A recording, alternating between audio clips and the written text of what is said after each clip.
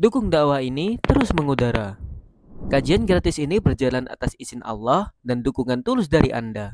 Bersama kita sebarkan kebaikan seluas-luasnya. Yuk jadi bagian dari tim kebaikan kami dengan mendukung operasional dakwah.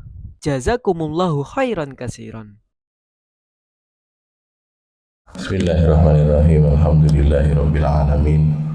Nasta'inuhu wa nastaghfiruh wa na'udzu billahi min syururi anfusina wa sayyiati a'malina. Faman yahdihillahu fala mudhillalah wa may yudlil fala hadiyalah. Asyhadu an la ilaha illallah wa asyhadu anna Muhammadar Rasulullah. Allahumma shalli ala Muhammad wa ala ali Muhammad, amma ba'du. Ayuhan nas ittaqullaha mastata'tum wasma'u wa ati'u la'allakum turhamun. Wa inna asdaqal hadisi kitabullah wa khairal hadi hadi Muhammadin sallallahu alaihi wasallam wa syarrul umuri muhdatsatuha wa kullu bid'atin dhalalah. Surat Al-Kahfi ayat yang ke-45. A'udzu billahi minasyaitonir rajim. Wadrib lahum mathalal hayatid dunya kama in anzalnahu minas samaa'i fakhtalata bihi nabatul ardi fa asbaha hashiman tadruhu riyah wa kana Allahu ala kulli syai'in muqtadira. Ya, astagfirullahaladzim. Tewas yakin 54. Ya. Dan saya sudah punya dari awal sampai akhir soalnya. Ya 54 gitu. Ya. 54 bukan 45, salah ya. Surat Al-Kahfi ayat 54 ya.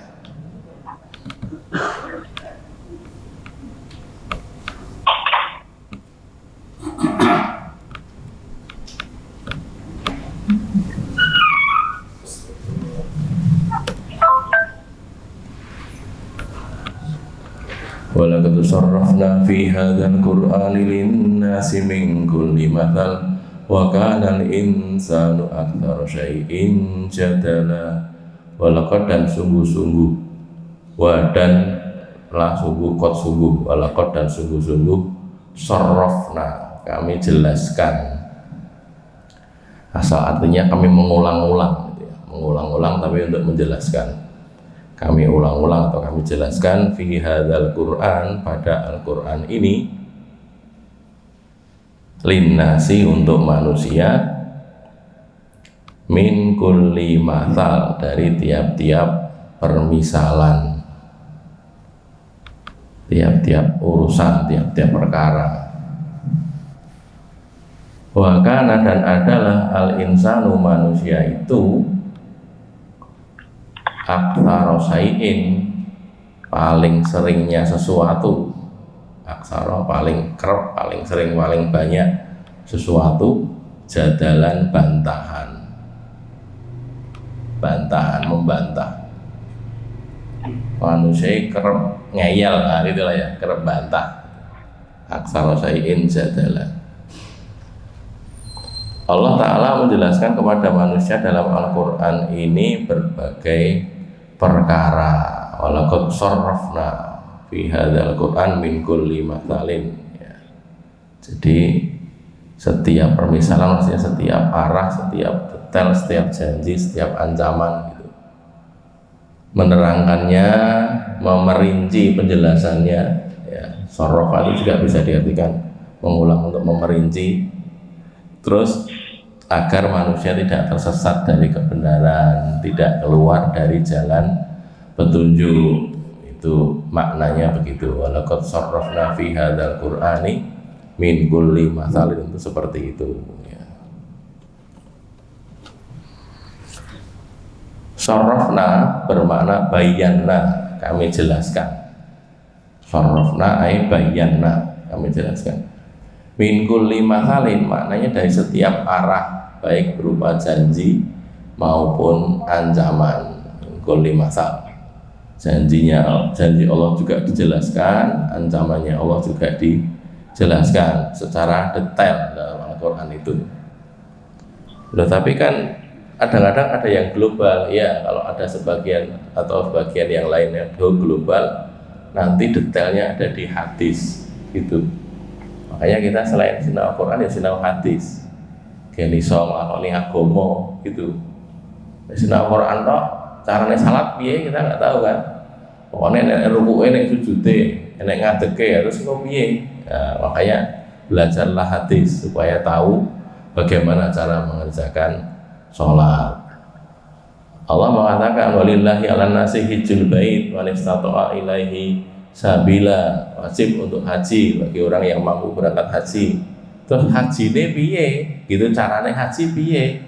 Itu diterangkan oleh Rasulullah dalam hadis gitu loh. Rasul hajinya Rasul begini sehingga kita tadi tahu gitu ya, jadi detailnya sebagiannya diterangkan dalam hadis. Tapi kalau untuk janji ancaman Allah itu terangkan dengan jelas, tidak ada lagi keraguan, tidak ada lagi kesamaran gitu. Walaupun ada penjelasan dan pembeda di Quran itu kan sebagai bayan, sebagai furqan. Bayan itu sebagai penjelas, furqan sebagai pembeda, pemisah antara hak dan batil. Walaupun begitu, manusia itu banyak membantah, banyak mendebat, menentang kebenaran dan kebatilan. Dimantang kebenaran dengan kebatilan, itu saya bukan dan ya, salah tulis ya ini, dengan kebatilan. Kecuali orang yang ditunjuki Allah dan diberi pengetahuan menuju jalan keselamatan. Karena manusia itu punya akal dan punya nafsu, kan double ya, punya akal dan punya nafsu. Kalau sebenarnya kalau secara nurani gitu, mengikuti hati gitu, itu jadi manusia itu pada fitrah. Gitu. Kullu mauludin yuladu alal fitrah, kan gitu tuh. Setiap anak itu dilahirkan atas fitrah. Fitrah yakni Islam. Setiap anak itu gitu. Fa'abawahu alladhi yuhawwidanihi au yunasiranihi au yumajjisanihi gitu. Maka bapak ibunya lah, orang tuanya lah yang menjadikannya itu Yahudi, Nasrani atau Majusi gitu. Artinya bapak ibu ini bisa jadi juga bapak ibu langsung maupun lingkungan sekitarnya gitu. Menjadikan dia jadi Yahudi, Nasrani atau Majusi. Kalau enggak, dia misalnya anak itu dibiarkan sendiri gitu ya, urip dhewe, artinya tidak dicampuri oleh orang lain, ya disiapkan alat-alat hidupnya tentunya ya, dikasih makan, dikasih minum gitu, tapi dia hidup sendiri gitu, nanti dia akan menemukan Allah sendiri gitu, karena yuladu alal fitrah, itu yang namanya nurani. Manusia itu punya nurani gitu, setiap orang. Makanya jangan kalau mengikuti itu tekan pada kebenaran, cuman ada nafsu, masalahnya itu ada nafsu sehingga berbuat buruk. Nah, ya balik sini disebutkan bahwa tidak ada sesuatu pun yang lebih membantah daripada manusia. Wa kanal insanu aktsara syai'in jadala. Menungso iki paling kerep membantah yang menungso gitu. Paling seringnya membantah itu adalah manusia.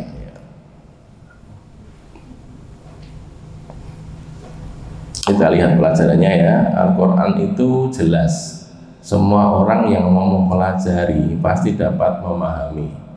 Pasti, bila ada bilanya, bila diberi taufik oleh Allah. Nah tidak, ya tidak bisa. Di Jerman itu ada profesor ahli Quran, hafal Quran gitu. Dan bukan cuma hafal, bisa menunjukkan kayak jadi kayak indeks Al-Quran gitu loh. Hafal indeksnya kok gini-gini ini. Ahli tafsir Quran. Tapi ateis, orang agama, subhanallah. Jadi orang mudeng Quran, paham tafsirnya, hafal Quran itu ragam Islam. Itu kan tidak diberi petunjuk oleh Allah ya. Kalau kita tahu dulu ada, sekarang sudah nggak begitu terkenal karena sudah banyak software ya, ada Maktabah Basamilah, ada macam-macam. Dulu ada itu Mu'jam hadis itu ya, Mu'jamul Mufarras Al-Fadil hadis yang 8 jilid atau berapa jilid yang sebagian gede-gede itu ya, apa namanya, kitabnya gede-gede, indeks hadis, Kutubut Tis'ah. Kutubut Tis'ah itu 9 kitab, Sahih Bukhari, Sahih Muslim, Sunan Abi Dawud, Sunan Tirmidzi, Sunan Nasa'i, Sunan Ibnu Majah, Muwatta Malik, Sunan Musnad Ahmad, sama Sunan Darimi. 9 kitab. Itu ada indeksnya. Jadi misalnya kita cari gitu ya, Muhammad yang diwai itu ada di situ banyak sekali ya, nama-nama itu. Jadi dari tentunya dari anu ya, kalau cara kita pakai bahasa Arab itu dari fi'il madinya, itu fi'il madinya apa, di situ dicari ada. Itu yang nyusun namanya Wensing sama Mensing, orang Prancis. Yang nyusun itu indeks hadis itu dua-duanya kafir. Dua-duanya itu orang kafir, bukan orang Islam. Jadi enak orang menyusun indeks hadis 9 kitab, artinya dia sudah meneliti 9 kitab itu wabek, nulis indeks hadis. Pokoknya kita dulu kalau nyari hadis pakai itu, mulai indeks hadis itu ada 8 kitab gede-gede, kandel-kandel itu ya, itu dipakai itu yang nyusun bukan orang Islam. Jadi nyantai iso koyo ngono kuwi orang Islam. Dan yang lucu lagi kita ya kadang-kadang guyon, adewe iki wong Islam goleki hadis lho takok karo wong kafir gitu. Takok karo wong kafir. Nah dia yang bikin gitu. Cara wong Islam itu ganjarannya kayak piro ya? Cara wong Islam, ini bukan orang Islam, mereka itu ganjaran. Subhanallah. Jadi tidak diberi taufik oleh Allah. Walaupun kalau ini ya tentang kemudahan Al-Qur'an itu kan kita dapati dalilnya, misalnya walaqad yassarnal Qur'ana lidzikri fahal min muddakir, surat Al-Qamar ya. Al-Qamar di banyak ayat itu kan ada. Walaqad yassarnal Qur'ana lidzikri fahal min muddakir, itu disebutkan di banyak ayat, enggak tahu berapa ayat itu. Di Al-Qamar. Al-Qamar itu juz yang ke-27 adalah ya. Nanti dicari dah. Walaqad yassarnal Qur'ana lidzikri fahal min muddakir. Sungguh-sungguh kami mudahkan Quran itu untuk sebagai peringatan, maka siapa yang mau mengambil peringatan? Fahal min muddakirin.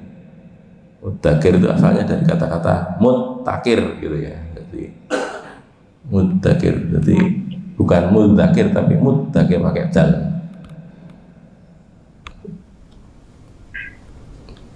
Layar luar ya.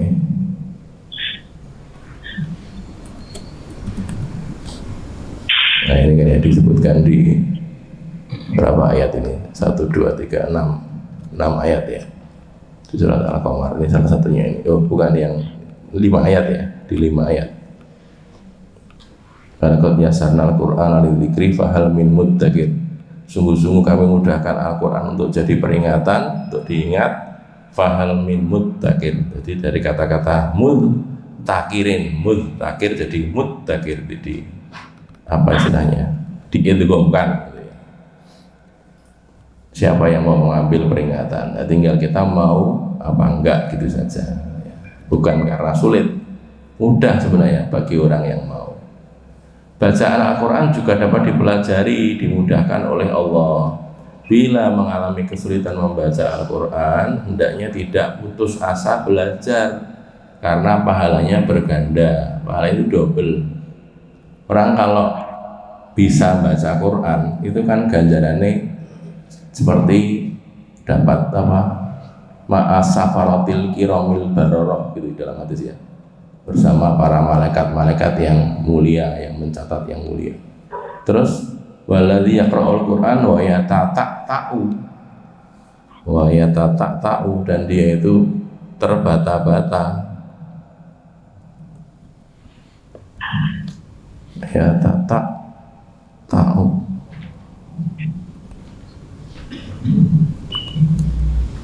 maka dia justru mendapatkan 2 pahala ini ya, di Sahih Muslim salah satunya ya. Di Sahih Muslim di hadis ke 798, ini di kitab apa? Di kitab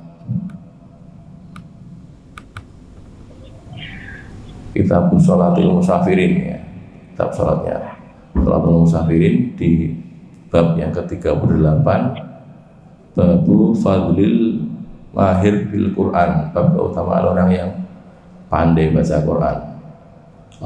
Rasul bersabda begini, al mahiru bil Quran, orang yang pintar membaca Quran, ini ya, al-hadzik, al-kamil, al-kamil hafid, banyak hafalannya sempurna gitu. Jadi membacanya dengan mudah, lancar, hafalannya akeh itu ma'as safaratil kiramil baror, bersama malaikat-malaikat yang diutus, yang mulia-mulia, yang taat-taat gitu. Safaratil kiram, safarah itu kan malaikat yang diutus membawa wahyu itu, malaikat Jibril dan yang lainnya, artinya orang malaikat-malaikat yang diutus. Terus itu keutamaannya gitu, bersama malaikat. Terus yang kedua,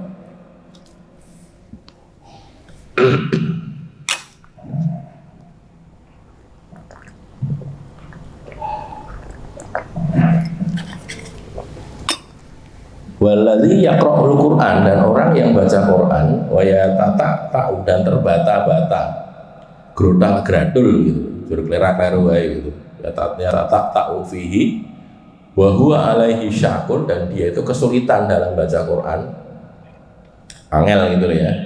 Itu lahu ajroni, dia dapat 2 pahala malahan. Ini ya, kalau di sana diterangkan ajrun itu ajrun bil qiraati wa ajri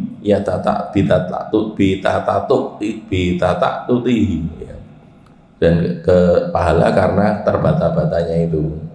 Jadi dia baca Quran untuk ganjaran, abote mocok itu ganjaran dhewe gitu loh. Double ganjaran ini, lahu ajroni gitu.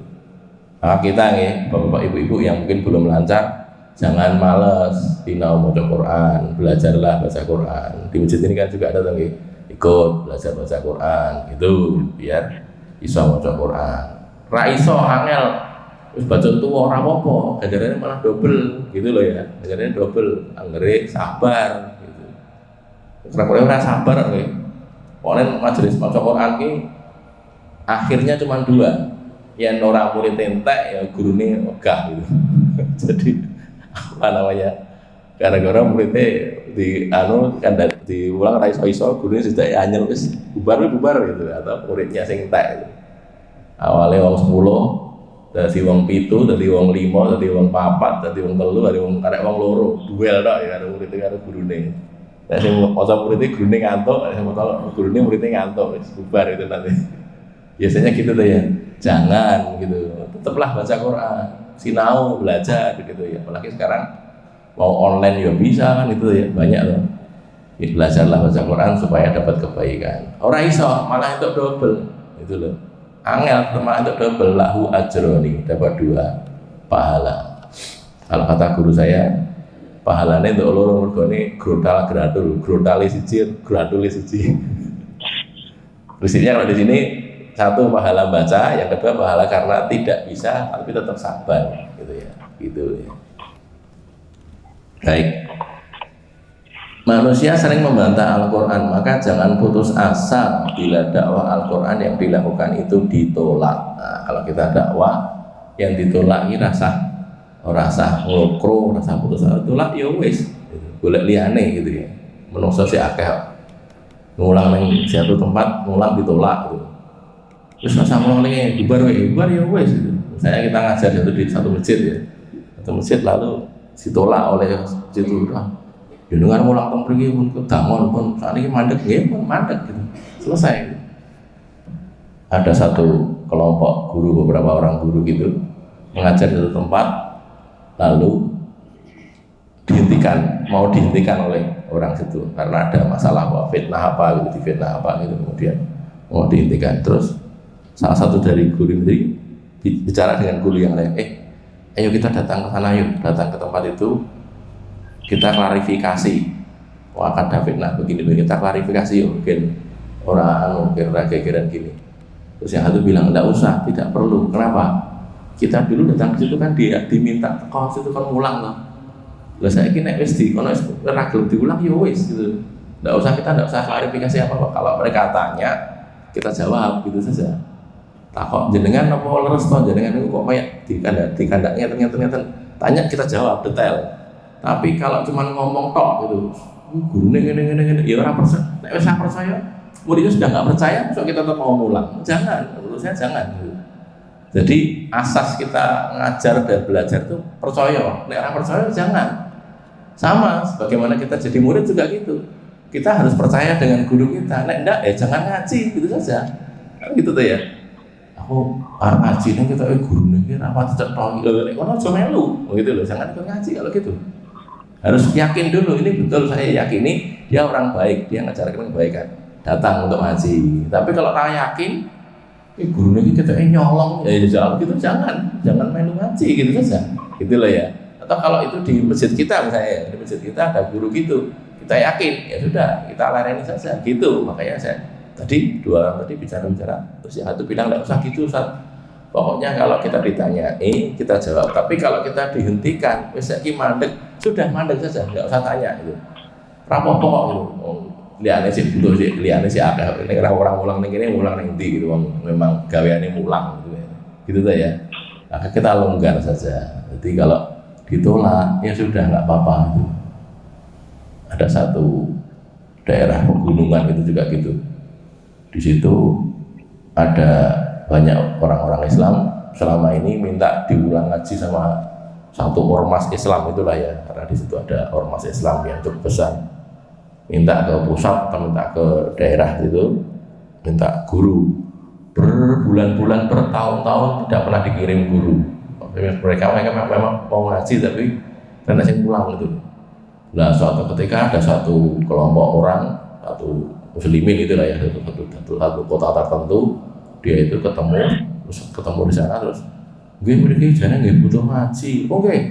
Berarti yang pintar loh, saya ngaji itu sampai berapa masjid gitu loh, berapa puluh masjid, bukan cuma berapa masjid, berapa puluh masjid itu ngaji. Ya sudah, akhirnya berangkat ke sana ya puluhan orang juga sesuai jumlah masjidnya itu.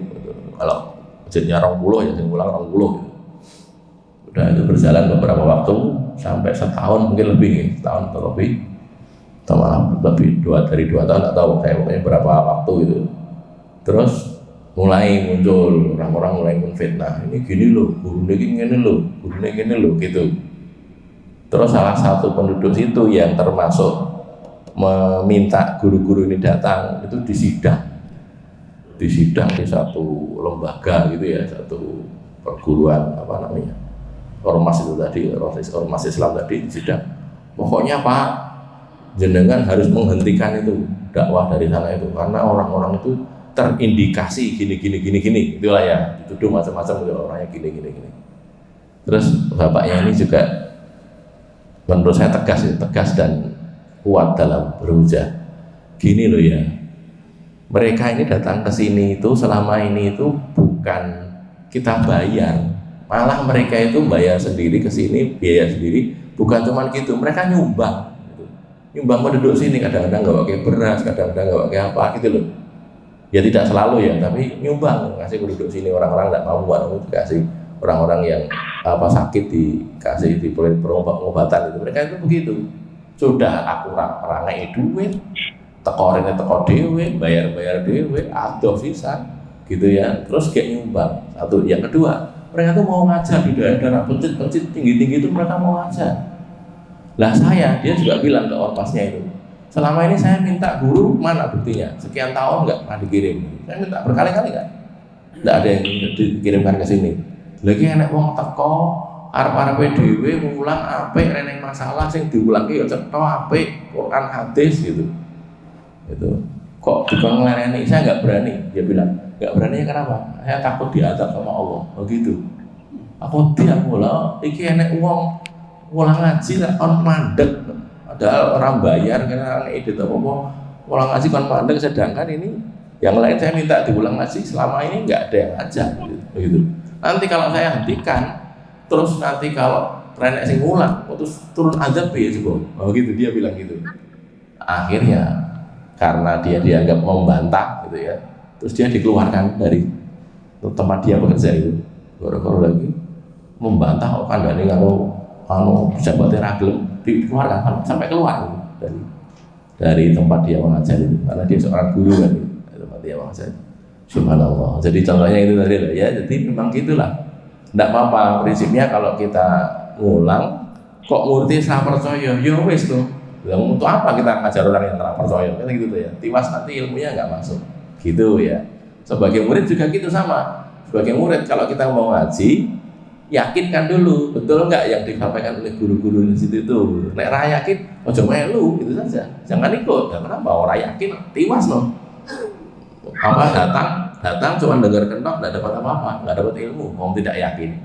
Orang itu harus percaya dulu. Kalau belum tidak percaya tidak bisa. Gitu tuh ya. Gitu keadaannya. Sama dengan orang belajar pada umumnya juga gitu toh. Cah sekolah ya. Cah sekolah orang percaya karo gurune, diulang ya ora iso nampa to kowe. Ki ngene matematika kayak terane diri gini. Ora percaya ya piye to? Ya ora iso. Ndak bakal bisa, tidak percaya kok. Gitu tuh ya. Baik. Ayat kaitan Allah menjelaskan berbagai hal dalam Al-Qur'an. Kita lihat surat Al-Isra ayat 41 dan ayat ke-89. 41 dulu ya. Al-Isra itu surat yang ke-17. Baik. Ayat 41.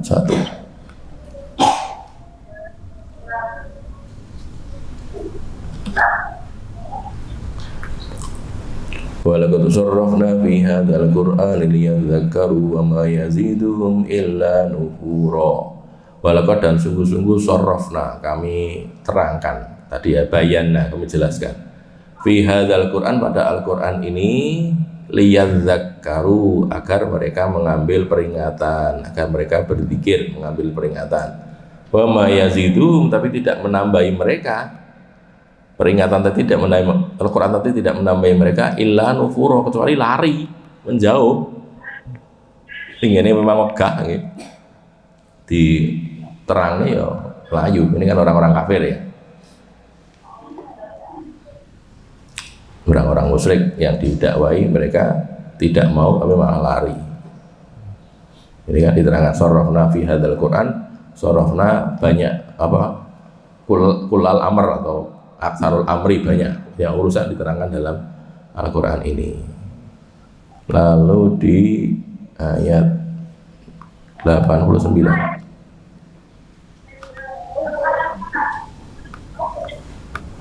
walaqad sarrafna lin-nasi fil hadzal qur'ani min kulli matsal fa aba aktsarun nasi illa kufura. Walaqad dan sungguh-sungguh sarrafna kami terangkan, kami jelaskan fi hadzal Qur'an pada Al-Qur'an ini min kulli masal dari tiap-tiap misal tadi, tiap-tiap arah tadi diterangkan linnas di sini. Kalau menurut Al-Wahidi itu di li ahlil Makkah, untuk penduduk Mekah. Kalau di sini min kulli masal diartikan oleh Al-Wahidi minal amsal allati yajibu biha al-i'tibar, permisalan yang dia harus diambil pelajarannya.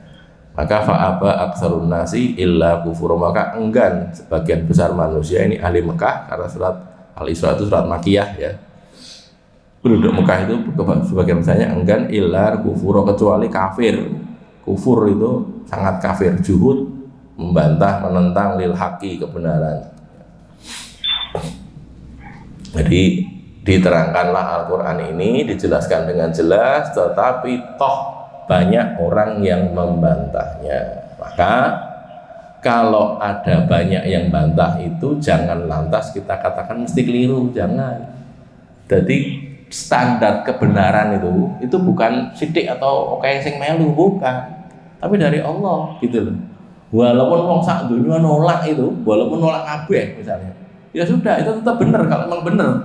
Tapi walaupun didukung oleh banyak orang, akeh yang dukung, itu tetap salah. Kalau itu salah ya tetap salah, tidak berdampak. Itu dukungan sekian banyak orang itu tidak berdampak. Kalau salah ya tetap salah gitu ya. Nah, jangan terpengaruh oleh banyaknya orang. Oh, ini balane sithik, kono balane akeh, melu kono wae. Ya, jangan didelok sih bener ora gitu loh ya. Balane akeh ya mungkin bener, ya mungkin bener wong ki wong apik-apik kabeh gitu ya. Orang baik-baik semuanya. Ratusan orang tapi orang baik ya kan, akeh nih apa yang bener gitu loh ya. Jadi bukan banyak atau sedikitnya orang, tapi apakah benar atau tidak gitu. Nah, cara nilainya gimana? Ya kita merujuk kepada Quran, hadis. Lah kurang pendengar Quran hadis sih mulane sinau mungkin mudeng. Manusia yang kafir membantah tanpa ilmu. Kita lihat surat Ar-Ra'd, surat yang ke-13 ayat ke-13 juga, surat Ar-Ra'd 13 ayat 13. Wa yusabbihur ra'du bihamdihi wal malaikatu min khifatihi wa yursilus sawa'iqa fa yusibu biha man yasha'u wa hum yujadiluna fillah wa huwa syadidul mihal. Wa yusabbihur ra'du, dan bertasbih siapa ar-ra'du, guruh gitu, guruh, gluduk, bihamdihi dengan menyebut, dengan memujinya, memuji Allah. Wal malaikatu, dan para malaikat juga bertasbih, min khifatihi, disebabkan karena takut kepadanya. Malaikat itu takut kepada Allah, min khifatihi, min khifatillahi ta'ala wa khasyatihi. Wa yursilus sawa'iqa, dan dia mengirim halilintar, petir ya, petir itu dikirim oleh Allah, fa yusibu biha, lalu mengenai dengannya itu mayyasha, orang yang Allah kehendaki. Kena bledek nih, bledek itu orang yang Allah kehendaki. Wahum yujadiluna fillah, dan mereka itu membantah tentang Allah, bantah-bantah tentang Allah. Allah ki eneng ora eneng, ngene macam begitu kan. Wa huwa syadidul mihal, sedangkan dia itu sangat keras. Mihal itu siksaan, ukubahnya siksaannya, al-quwah, sangat keras siksaan Allah itu. Jadi kalau kita lihat di sini, Allah itu halilintar, guruh ya, guruh itu bertasbih kepada Allah. Surat Ar-Ra'd itu kan ya, guruh, ada bledeknya, ada petirnya, ada apa? Kan itu enek kilatnya, ada keselapnya itu ya, ada petirnya, ada yang bermuatan listrik itu, ada suaranya kan itu tuh. Ada gluduknya, ada guruhnya, ada petirnya, macam-macam itu. Lah itu semua tentaranya Allah. Allah mengirim sesuai dengan yang Allah kehendaki.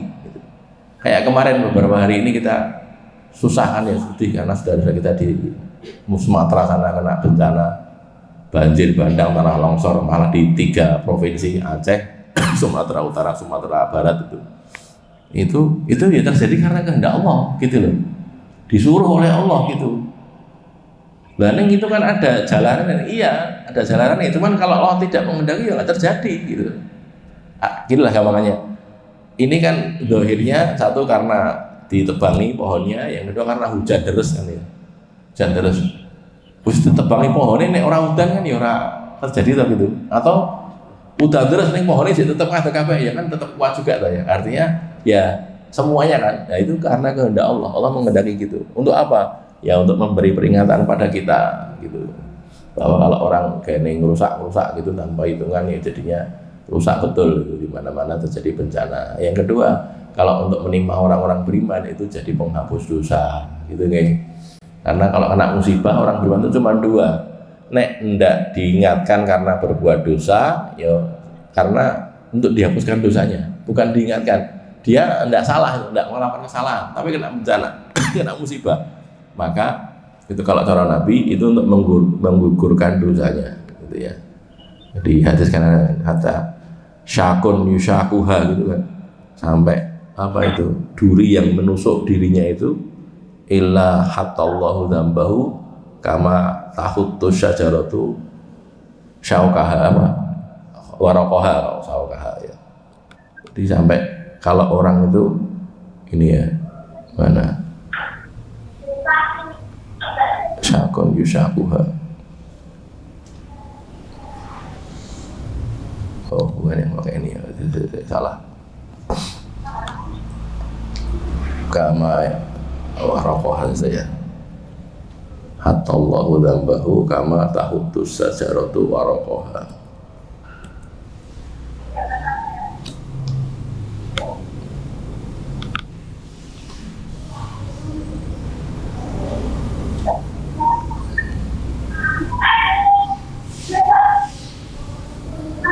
Nah ini ya, di Sahih Bukhari di hadis ke-5648 ini.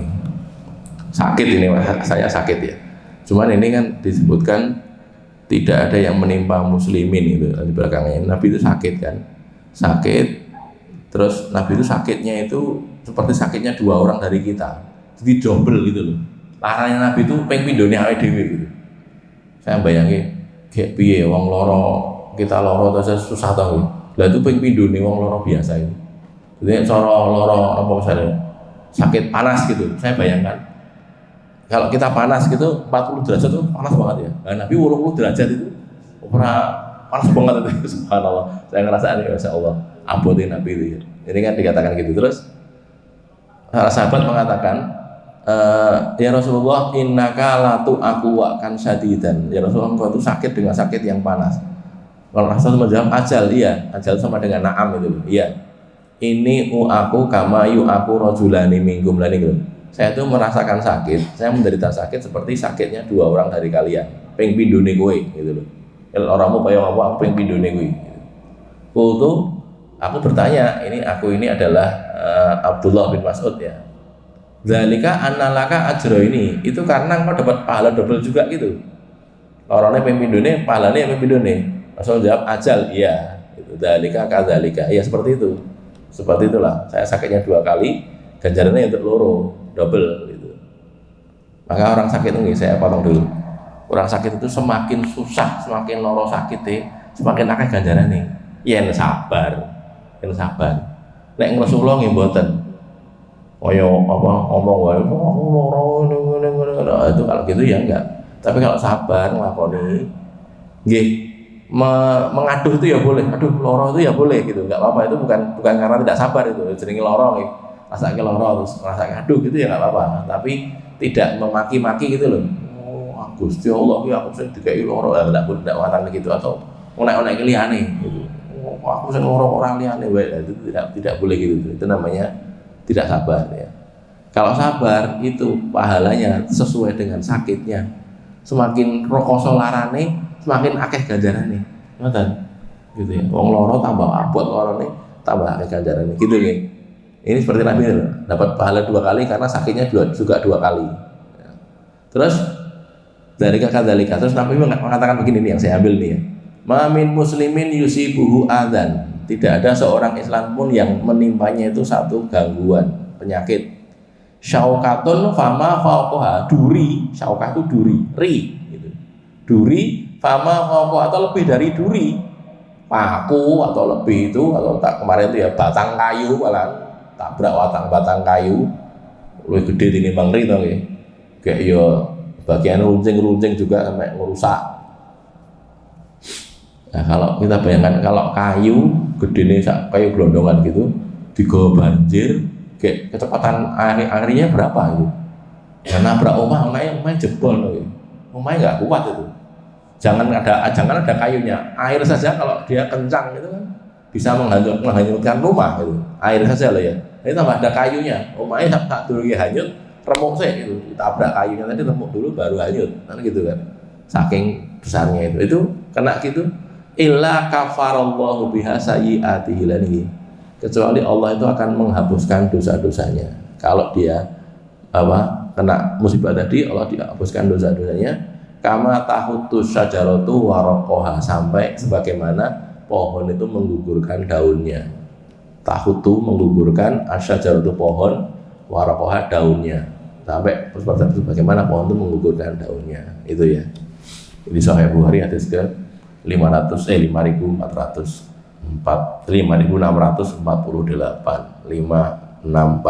di Kitabul Mardo itu ya. Kita tentang orang-orang sakit. Kembali ke sini ya, jadi itu yang terjadi. Baik, kemudian surat Al-Hajj, surat yang ke-22 ayat ke-3 dan ayat ke-8. Al-Hajj itu surat yang ke-22.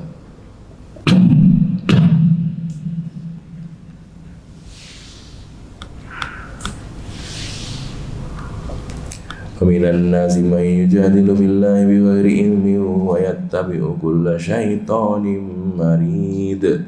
Wa minan nas, dan dari kalangan manusia itu ada orang yang yujadilu fillah, membantah tentang Allah.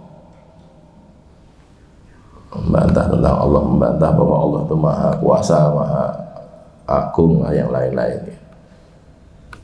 Ayat 3. bi ghairi ilmin, dari tanpa ilmu, bantah tanpa ilmu. Wa yattabi'u kulla syaitonin marid, dan mengikuti semua setan yang marid itu durhaka. Mutamarid atin ini ya, mutamaridun, durhaka, membantah, membangkang. Di antara manusia itu ada orang yang bantah Allah tanpa ilmu. Sekarang gini, apa boleh membantah pakai ilmu? Bantah pakai ilmu kalau itu perdebatan ilmiah ya boleh, tapi pakai ilmu gitu, ilmunya ada, nanti akan ditunjukkan kan, apa kok mengatakan begini, dalilnya mana kan gitu. Tapi kalau bantah Allah itu tetap salah, tidak ada ilmunya. Jadi bighairi ilmi itu maksudnya bukan tanpa ilmu, memang tidak ada ilmunya, itu bantah Allah gitu ya. Ini kalau keterangan di tafsir disebutkan ini turun berkenaan dengan Nadhr bin Haris dan satu jamaah dari Quraisy yang mereka itu mengingkari kebangkitan. Mereka mengingkari kebangkitannya, dibangkitkan lagi, diingkari itu. Mereka mengatakan Quran itu asatirul awalin, Quran itu dongengnya orang-orang zaman dulu. Mereka juga bantah Nabi Shallallahu Alaihi Wasallam. Ayat ke-8. Wa minan nasi man yujadilu fillahi bighairi ilmin wala hudan wala kitabim munir. Wa minan nas, dan dari kalangan manusia ada man orang yang yujadilu fillah, membantah tentang Allah.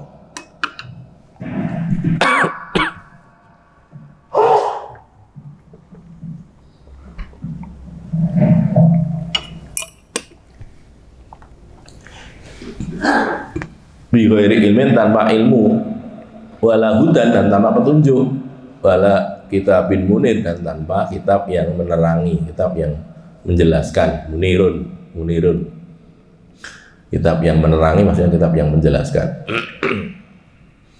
Itu ya di surat Al-Hajj ayat 8. Surat Luqman itu surat yang ke-31 ayat ke-20.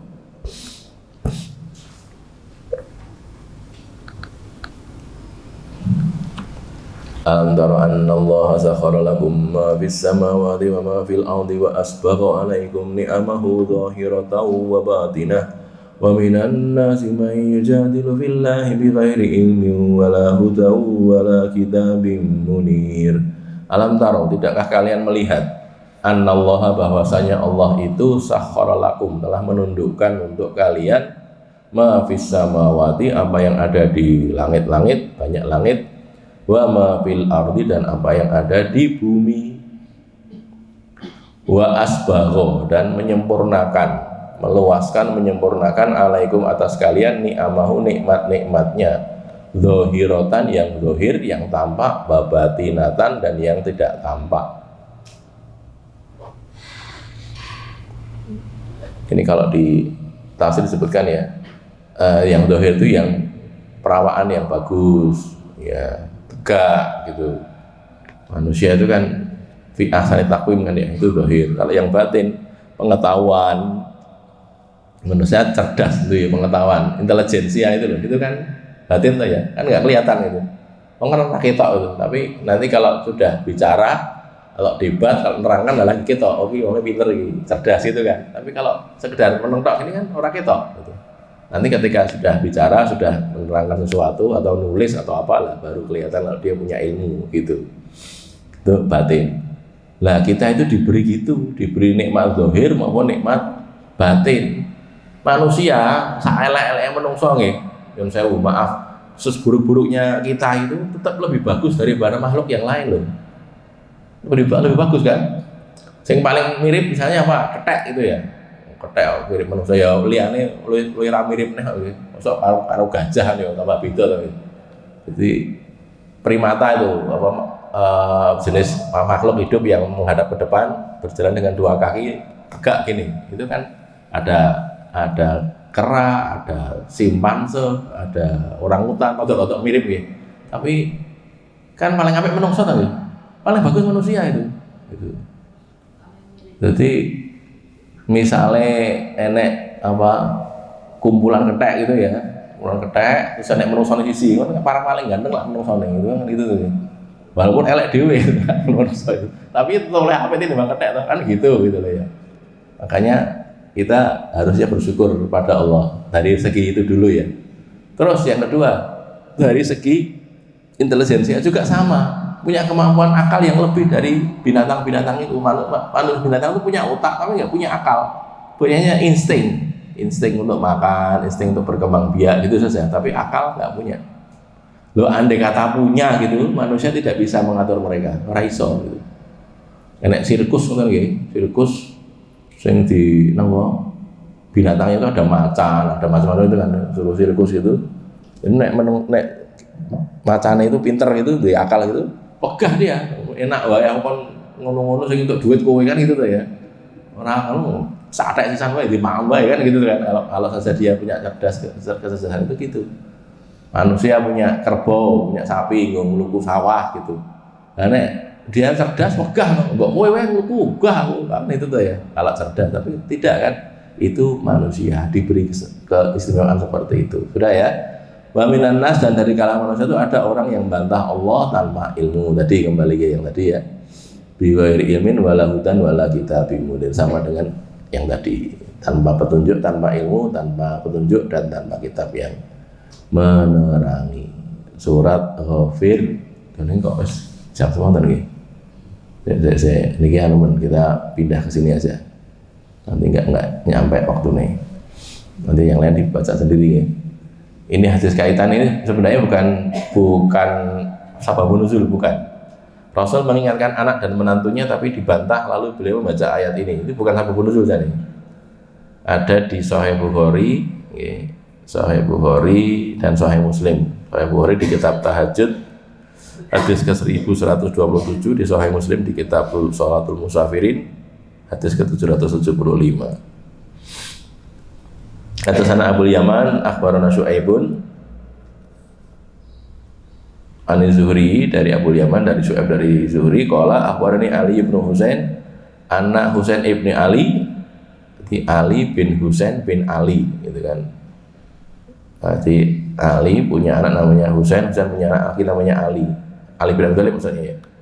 Ali bin Husain anak Husain bin Ali, bapaknya ini, akhbarahu mengabari dia anak Ali bin Abi Thalib, bahwasanya Ali bin Abi Thalib akhbarahu mengabari dia. Jadi dari dari putune ke bapaknya ke mbae gitu loh. Ali bin Husain bin Ali. Ali bin Husain itu yang dikenal dengan ada dua kan, ada Ali Akbar, ada Ali Asghar.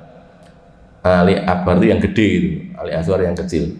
Lah Ali Asghar itulah yang disebut dengan As-Sajjad gitu ya. Orangnya suka sujud, suka sholat malam, sebutannya Ali As-Sajjad, Ali Zainal Abidin gitu ya. Ali Zainal Abidin itu yang disebut As-Sajjad, orang yang banyak bersujud kepada Allah. Jadi Ali bin Husain bin Ali bin Abi Thalib.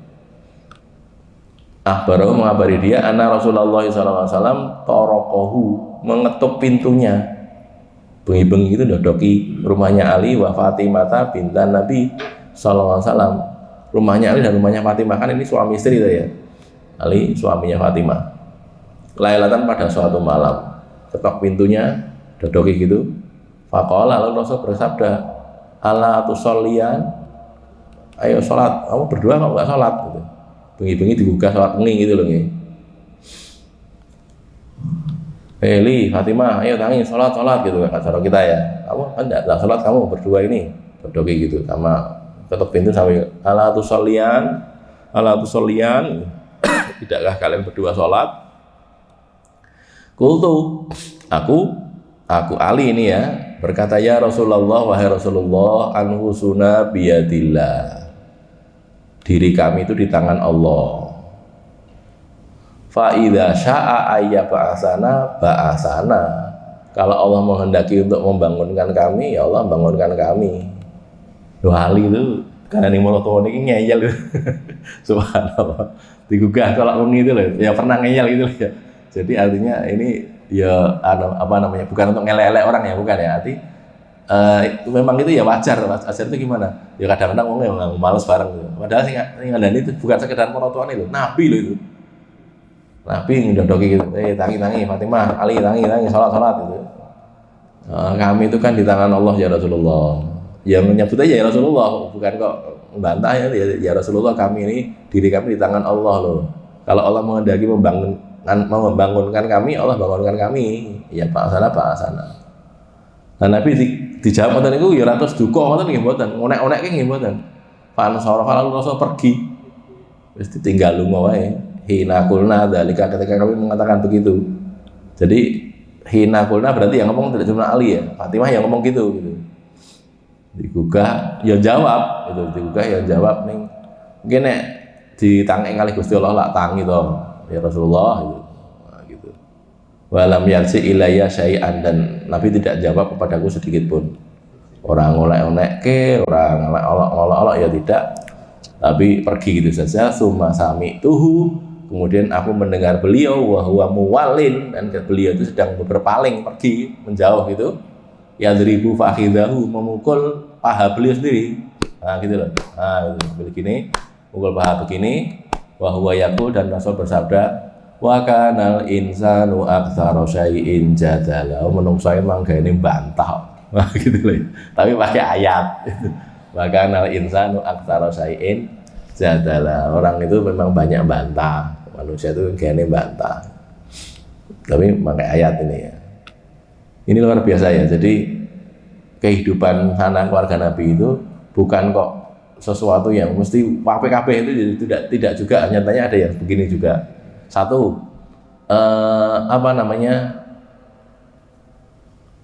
Nabi mengapa kok tidak memaksa? Karena memang ini bukan sholat wajib toh ya. Sholat malam itu bukan wajib, tapi sunnah muakkadah.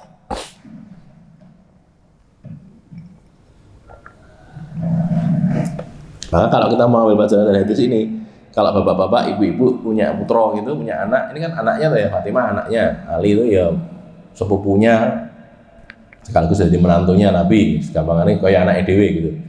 Itu ngajari mereka, walaupun sudah gede-gede, nikah harus gede tuh, terus gede. Itu ya kita bedakan antara yang wajib dan yang sunnah gitu. Mulang bocah sholat subuh itu kudu beda karo mulang bocah sholat wengi. Sholat wengi itu kapan-kapan sunnah. Ojo luweh tinimbang sholat subuh gitu loh. Caranya gitu. Sholat subuh ini wajib. Nah, kalau sholat subuh tak tutuk we kan itu tuh ya, pukul kamu. Tapi sholat sunnah memang nggak apa-apa. Artinya kalau saja ini sholat wajib, Nabi tidak akan membiarkan mereka tidur, nggak akan. Ini sholat malam masalahnya gitu, sholat malam. Jadi sholat malam itu karena itu sunnah, ya boleh dikerjakan, boleh juga tidak gitu. Cuman kalau tidak mengerjakan ruginya besar gitu loh. Mengerjakan untungnya besar. Ini tetap sunnah. Cara wong itu nggih, wong ra salat wengi blas gitu ya ora dosa. Ning nek ra salat subuh, ra salat isya dosa. Begitu loh, dosa dia. Itu ya, makanya ada bedanya. Nah, ini kalau kita lihat dari sisi itu, jadi kita bisa menerima Nabi kok ora maksa to ya. Wah, alingan nek bantah ngono ya ora diunek-unekke, ora diseneni, ora dihendak gitu. Nah, Nabi itu orang yang lemah lembut, orangnya akhlaknya baik gitu ya. Walaupun dibantah ya tidak marah, tapi prinsipnya menasihati dengan cara tadi. Wa kanal insanu aktsara syai'in jadal. Ini kan lembut sekali ya. Nek cara orang itu kan ini kayak diseneni tapi dengan cara lain gitu. Tapi dengan tidak dimarahi langsung pada orangnya tadi. Diri kami di tangan Allah, ini keterangan dari salah saja ya. Maknanya kami diterima udurnya saat kami tidak mengerjakan sholat malam karena kami tidur, masih ingin tidur. Nah, gitu loh. Kami tidak menguasai urusan kami sendiri gitu. Nah, menepuk paha itu karena takjub ada cepatnya jawaban Ali loh. Mau ditakan ini ngono ya nemu-nemune jawaban lho ya Rasulullah. Kami kalau dibangunkan orang mungkin lak tangi, iki nembe ngantuk niki. Nah, gitu. Padahal wis iso bantah itu tangi to nggih. Iso bantah kan wis tangi jane itu. Wis kayak kita lah, tangi wengi nganggo alarm pateni bali turu neh itu kan ya padha to nggih jane iki. Bali turu neh iku mulih pateni neh lho. Mulih pateni ya alarmnya ya ora iso bantah wong dhek alat saja kan. Sama dengan kita juga gitu kan. Artinya apa? Ya sebenarnya kalau dari sisi itu memang sekali lagi nih, sholat malam itu tidak wajib, tidak harus, tapi banyak kebaikannya, banyak pahalanya, gitu loh ya. Maka tadi ngajari anak ya gitu. Saya punya teman waktu kuliah dulu, orang psikologi itu ya. Dia cerita, saya dulu itu kalau masih kecil, cah cilik, bersama teman-teman yang lainnya, karena dia tinggal di pondok miliknya kakeknya guru pondok apa, pemilik pondok atau kiai pondok gitu. Cah cilik-cilik itu dikandani, kowe saiki sholat subuh, masih usia 7 tahun, 8 tahun gitu, sholat subuh digugah sholat subuh terus, nek orang sholat subuh lah diapa-apake gitu, wajib 7 tahun, kan dikongkon salat, nek orang sholat ya wis gitu. Lah mulai usia 8, 9 tahun, 9 tahun itu menurut dia cerita itu, kami itu tidur turu gitu, madepe ke setan dinding sebelah sana itu yang dihadapi dia itu digantungi pecut itu loh, cemeti, pecut itu sambil dia ngomile, kowe engko nek wis 10 tahun ora salat subuh tak pecut karo kae gitu. Pecutnya tidak diduduki gitu loh. Jadi mereka itu kata dia, teman saya itu cerita, kami itu setiap mau tidur delok pecut itu.